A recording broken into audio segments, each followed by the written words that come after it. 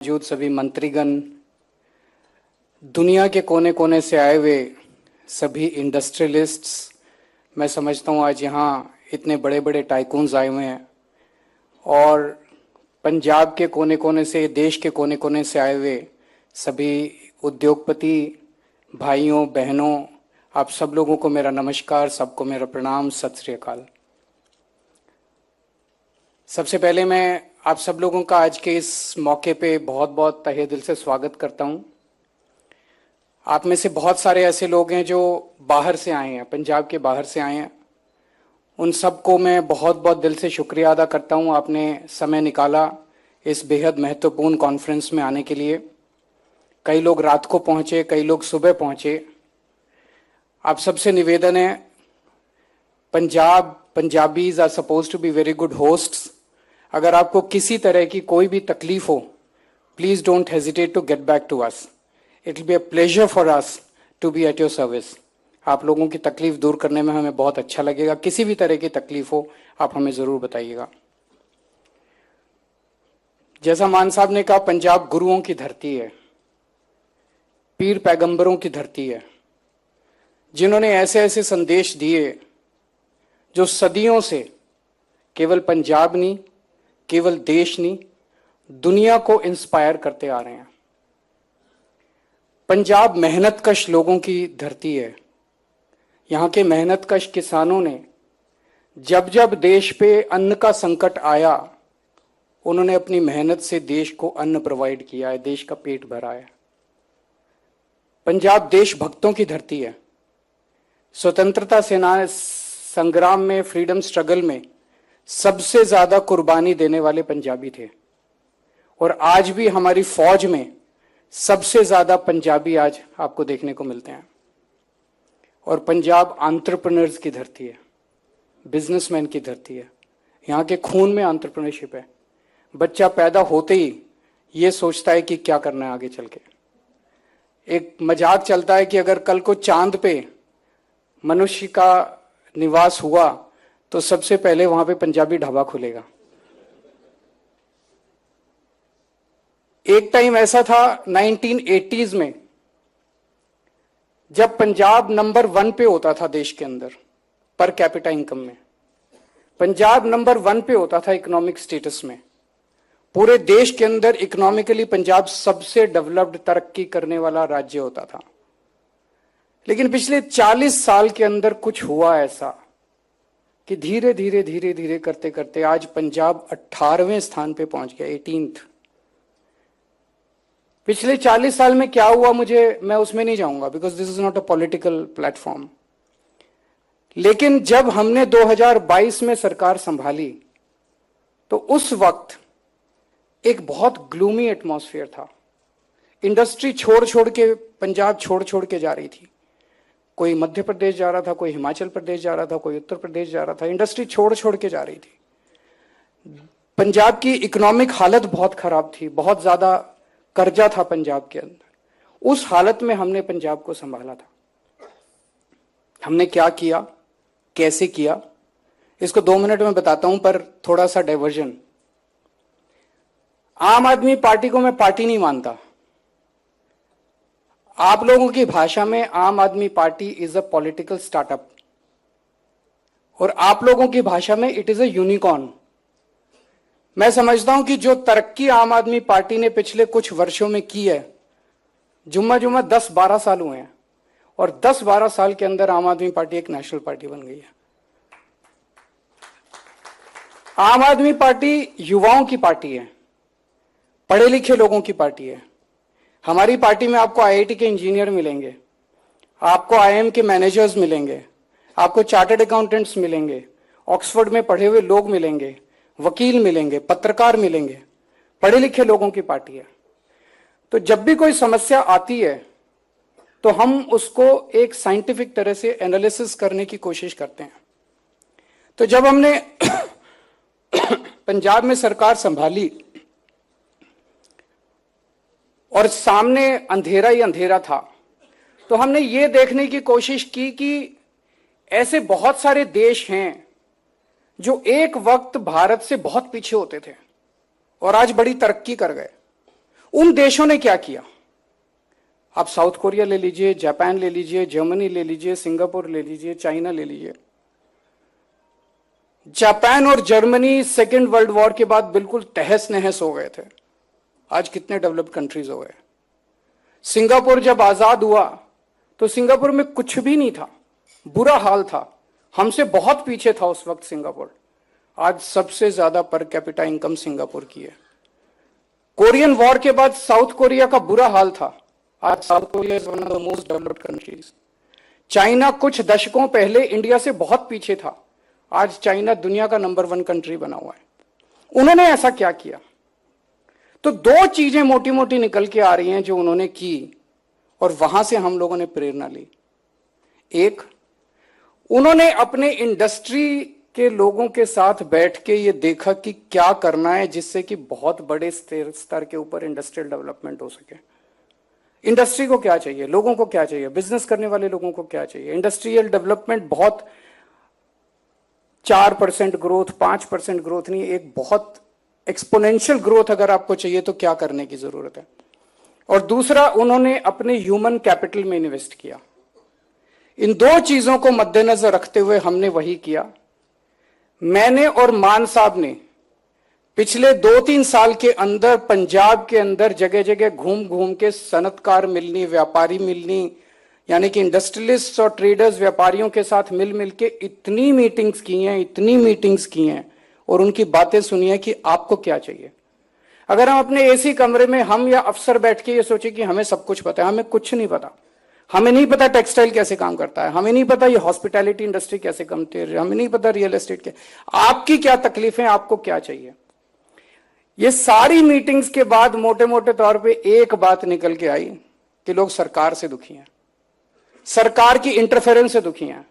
अगर एक ही डिमांड है कि सरकार इंटरफेयर करना बंद कर दे, हमें अपना काम करने दो, हमें अपना धंधा करने दो। 24 घंटे हम सरकार का कभी ये डिपार्टमेंट, कभी वो डिपार्टमेंट, कभी ये अप्रूवल, कभी वो अप्रूवल, कभी ये पेनल्टी, कभी ये धमकी, कभी ये इंस्पेक्टर, कभी वो इंस्पेक्टर, फंसे हुए हैं सारे हमारे व्यापारी इस तामझाम के अंदर।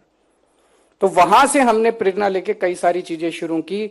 सबसे पहले हम लोगों ने पिछले साल जून 25 के अंदर फास्ट ट्रैक पंजाब पोर्टल बनाया, जिसमें फ्लैट, अगर आप कोई नई इंडस्ट्री लगाना चाहते हैं या आप एग्जिस्टिंग इंडस्ट्री को एक्सपैंड करना चाहते हैं तो फ्लैट 45 डेज के अंदर आपको अप्रूवल मिलेगा। सिंगल विंडो सिस्टम, आप वहां पे अप्लाई कीजिए, ऑनलाइन अप्लाई कीजिए, आपको किसी से मिलने की जरूरत नहीं है, कहीं जाने की जरूरत नहीं है। 45 डेज में अगर आपको अप्रूवल ना मिले तो 46वें दिन कंप्यूटर के अंदर सॉफ्टवेयर में डाल दिया, ऑटोमेटिक जनरेट हो जाता है कंप्यूटर से, आपको डीम्ड अप्रूवल, सारे डिपार्टमेंट्स की अप्रूवल मिल गई, आपको कहीं जाने की जरूरत नहीं है। जब मैं ये कह रहा हूं, आप में से बहुत सारे लोग सिनिकली सोच रहे होंगे मन में, पूरे देश के अंदर, मैं भी पहले सरकार में ही काम करता था, एक अफसर की तरह काम करता था। ये सिंगल विंडो शब्द बड़ा खराब हो गया, जिसको देखो वही कहता सिंगल विंडो, जिसको देखो वही कहता सिंगल। होती नहीं है सिंगल विंडो, कहीं कहने को होती है सिंगल, पर पंजाब की अलग है। मुख्यमंत्री खुद, मान साहब खुद मॉनिटर करते हैं, संजीव अरोड़ा जी खुद मॉनिटर करते हैं एक एक प्रपोजल की। मजाल कोई प्रपोजल 45 दिन के ऊपर चला जाए, 45वें दिन के अंदर आपको अप्रूवल मिलेंगे ही मिलेंगे, चाहे बड़ी इंडस्ट्री हो चाहे छोटी इंडस्ट्री हो। मैं अभी सुन रहा था, मंजाल साहब कह रहे थे कि why should we go at the outer limit. This is, I completely agree with you, why should we touch the outer limit. We should, हम 45 दिन में क्यों, हम 10 दिन में करें, हम 20 दिन में करें। एक शुरुआत हुई है मंजाल साहब, आपके सपने को भी हम पूरा करेंगे। मुझे उम्मीद है आने वाले सालों के अंदर हम 10-15 दिनों के अंदर भी इसको लेके जाएंगे। लेकिन एक जमाना ऐसा था हमारे टाइम के पहले, हमारी सरकार के पहले, कि जब तक आप चढ़ावा नहीं चढ़ाते थे किसी ना किसी मंत्री को या किसी ना किसी अफसर को, तब तक आपको अप्रूवल मिलता नहीं था। कई कई महीने, कई कई साल लग जाते थे। आप इंडस्ट्री सेटअप करना चाहते हो, आपको सिफारिश चाहिए होती थी, रिश्वत चाहिए होती थी, और उसके बावजूद भी काम नहीं होता था कई कई। अब ऐसा नहीं है, आपको किसी को पैसे देने की जरूरत नहीं है, कोई सिफारिश करने की जरूरत नहीं है, अप्लाई करो, 45वें दिन आपको मिलेगी अप्रूवल। दूसरा किया गया एमएसएमई के लिए। एमएसएमई 125 करोड़ रुपए तक का अगर आपका इन्वेस्टमेंट है, आपको किसी अप्रूवल की जरूरत नहीं है, आपको वहां पे 45 दिन की भी जरूरत नहीं है। आप अप्लाई कीजिए, 5 दिन के अंदर आपको लेटर हो जाएगा। सेल्फ सर्टिफिकेशन लेते हैं हम, एफिडेविट लेते हैं आपसे कुछ, वो एफिडेविट दीजिए, सेल्फ सर्टिफिकेशन दीजिए, 5 दिन के अंदर आप अपने ऑपरेशंस चालू कर सकते हैं। मुझे लगता है पूरे देश के अंदर इस तरह की सुविधा किसी के पास नहीं है। इस तरह के अप्रूवल्स, डीम्ड अप्रूवल्स आपको किसी भी देश के अंदर कहीं नहीं मिलते। इसके बाद हमने ह्यूमन कैपिटल में इन्वेस्ट करना चालू किया, क्योंकि अगर आपके पास पढ़े लिखे लोग नहीं होंगे, स्वस्थ लोग नहीं होंगे, हेल्दी लोग नहीं होंगे, इंडस्ट्री चलाएगा कौन? इंडस्ट्री चलेगी कैसे? जैसा मैंने कहा, बाकी सारी कंट्रीज को जब हमने स्टडी किया तो हमने ये देखा कि उन्होंने सबसे ज्यादा, जापान ने, जर्मनी ने, सिंगापुर ने, मैंने ली कुआं यू की किताब पढ़ी है, उन्होंने सबने सबसे ज्यादा इन्वेस्ट अपने हेल्थ और एजुकेशन में किया। वही हमने पंजाब के अंदर, पहले हमने दिल्ली में किया, पंजाब के अंदर इन्वेस्ट करना चालू किया।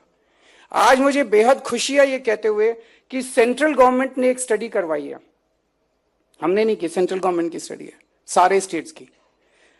जब हमने सरकार संभाली थी, पंजाब शिक्षा के क्षेत्र में 18वें नंबर पे था। पिछले साल पंजाब शिक्षा के क्षेत्र में नंबर 1 पे आया पूरे देश के अंदर। Just in 3 years, last year, just in 3 years, we are at number 1 position in education.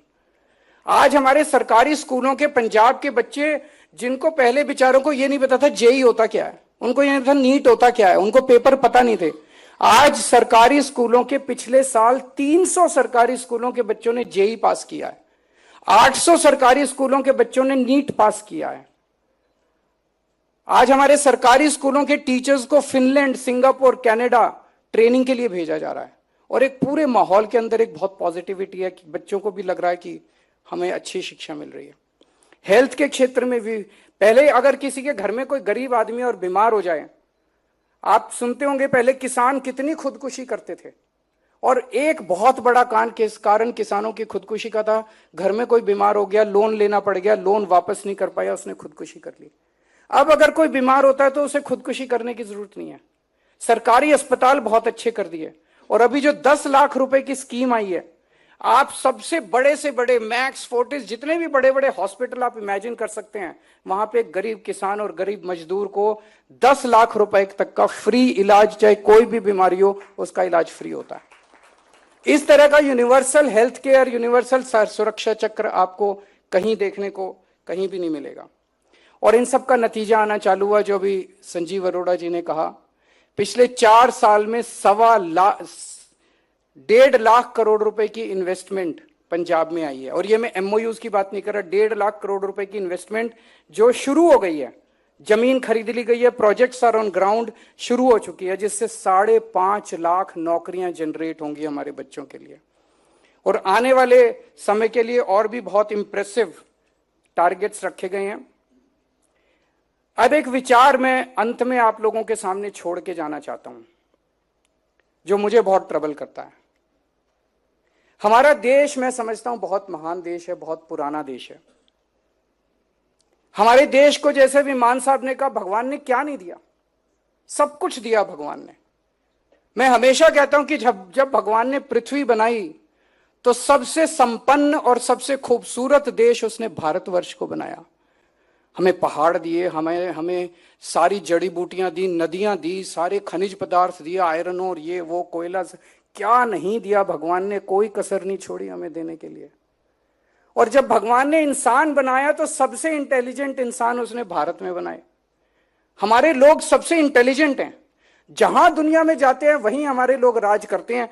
दुनिया के ग्लोबल सीईओज उठा के देख लीजिए, माइक्रोसॉफ्ट का सीईओ इंडियन, अल्फाबेट का सीईओ इंडियन, आईबीएम का सीईओ इंडियन, एडोब का सीईओ इंडियन, चैनल का सीईओ इंडियन, नोवार्टिस का सीईओ इंडियन, पालो ऑल्टो का सीईओ इंडियन, और यहां जितने बैठे हुए हैं ये हमारे देश को नाम रोशन कर रहे हैं हमारे पूरे दुनिया के अंदर। तो भगवान ने हमें सब कुछ दिया, टैलेंट दिया, सारे रिसोर्सेज दिए। मुझे गर्व है अपने देश के ऊपर, और मुझे गर्व है अपने देश के लोगों के ऊपर, लेकिन मुझे बेहद दुख होता है जब हम चाइना से खिलौने इंपोर्ट करते हैं। मैं पढ़ रहा था चाइना से हम क्या क्या इंपोर्ट करते हैं, आपको भी जान के ताज्जुब होगा। आज मैं सुबह बात कर रहा था किसी और से, प्लास्टिक की बाल्टियां इंपोर्ट करते हैं हम चाइना से, सारी स्टेशनरी इंपोर्ट करते हैं चाइना से, रसोई में जो डिब्बे रखते हैं ना, जिसमें मसाले रखते हैं, वो डिब्बे प्लास्टिक के हम चाइना से इंपोर्ट करते हैं। एलईडी बल्ब इंपोर्ट करते हैं, डेकोरेटिव लाइट्स इंपोर्ट करते हैं, इलेक्ट्रिक केटल्स इंपोर्ट करते हैं, तारें इंपोर्ट करते हैं, मोबाइल फोन चार्जर इंपोर्ट करते हैं, अलार्म क्लॉक इंपोर्ट करते हैं, प्लास्टिक के खिलौने इंपोर्ट करते हैं, बैटरी के खिलौने, लक्ष्मी गणेश जो पूजा करते हैं हम दिवाली के मौके पे वो भी इंपोर्ट करते हैं। बहुत लंबी लिस्ट है। रावण मेघनाथ कुंभकर्ण जो, ये हम खुद नहीं बना सकते क्या? ये हम खुद नहीं बना सकते क्या? हम खुद भी बना सकते हैं। हम क्यों नहीं बना सकते? हम बहुत, यहां पे इतने बड़े बड़े लोग बैठे हैं, स्मॉल स्केल के, मीडियम स्केल के, बड़े बड़े लार्ज स्केल के, इतने बड़े बड़े लोग बैठे हैं, हम खुद नहीं कर सकते? हम खुद कर सकते हैं। फिर चाइना से इंपोर्ट करने की क्या जरूरत है? मैं किसी से बात कर रहा था, वो कह रहा था चाइना का माल सस्ता होता है। अरे हम क्यों नहीं बना सकते सस्ता माल? पंजाबियों को देके देखो, जुगाड़ टेक्नोलॉजी से उनसे सस्ता ना बना के चाइना में इंपोर्ट ना कर दें तो। मैं खुद आईआईटी से हूं, मेरे दोनों बच्चे आईआईटी के हैं। मैं आईआईटी खड़गपुर से हूं, मेरे दोनों बच्चे आईआईटी दिल्ली से हैं। थोड़ी बहुत इंजीनियरिंग तो जानता हूं मैं भी। हमें मौका तो दो। हमें को 75 साल में हमारे देश की सरकारों ने हमारे देश के लोगों पे यकीन नहीं किया। यहां बैठे हुए लोग बहुत टैलेंटेड हैं, इस हॉल के अंदर बैठे हुए, बाहर बैठे हुए लोग बहुत टैलेंटेड हैं, उनको मौका तो दो। हमारे सिस्टम इतने खराब हैं देश के अंदर कि किसी को कुछ करने ही नहीं देते। बड़ा मुंह छोटी बात होगी, लेकिन मेरी आज आप लोगों से गुजारिश है। अभी बातचीत चल रही थी कि हमें देश में नंबर 1 बनना है, हमें चाइना को हराना है, वो हमारा टारगेट होना चाहिए। तेजाब पिक्चर आई थी एक, माधुरी दीक्षित और अनिल कपूर की, उसमें एक गाना था, इसको हराया तो क्या किया, उसको हराया तो क्या किया, दारा सिंह को हराओ तो जाने। मतलब ऐरे गैरों को हराया तो क्या किया, दारा सिंह को हराओ तो जाने। मैं आज आप लोगों को ऑफर कर रहा हूं, और मान साहब इसमें मेरे साथ हैं, पूरी पंजाब सरकार मेरे साथ है। आप हमें बताओ कि चाइना को हराने के लिए आपको क्या चाहिए, हम पंजाब में आपको वो सब प्रोवाइड करके देंगे। और ये बात केवल प्रॉफिट की नहीं है। मेरा खून खौल उठता है जब मैं देखता हूं कि प्लास्टिक की बाल्टियां हम चाइना से, 75 साल आजादी के बाद हम प्लास्टिक की बाल्टियां नहीं बना सकते, हम फोन चार्जर नहीं बना सकते, हम अपने लक्ष्मी गणेश नहीं बना सकते। 75 साल में हम ये भी नहीं कर पाए। तो ये देशभक्ति की बात है, देश के लिए करना है आप लोगों को। आप हमें बताओ कि आप चाइना को एक्सपोर्ट करना चालू करो, ये सारी चीजें, उनके जो भी भगवान हैं यहां से जाने चाहिए। अब उनके भगवान, हम आपको वो एनवायरनमेंट देंगे। और ये खोखली प्रॉमिस नहीं है। आपने देख लिया केजरीवाल ने जो गारंटी पिछले चुनाव के पहले करी थी, लास्ट गारंटी पूरी कर दी। आज ये गारंटी आप सब लोगों के सामने करके जा रहा हूं। अगर आप हमें बताते हैं, आप हमें गाइड कीजिए, हम वो सारी चीजें आपको देंगे। मैं बहुत बहुत शुक्रिया अदा करता हूं आप सब लोगों का आने के लिए, और यही कहना चाहता हूं कि जो आज आपके सामने सरकार है, स्पेशली जो लीडरशिप है, मान साहब is famous to be a very very popular people's man.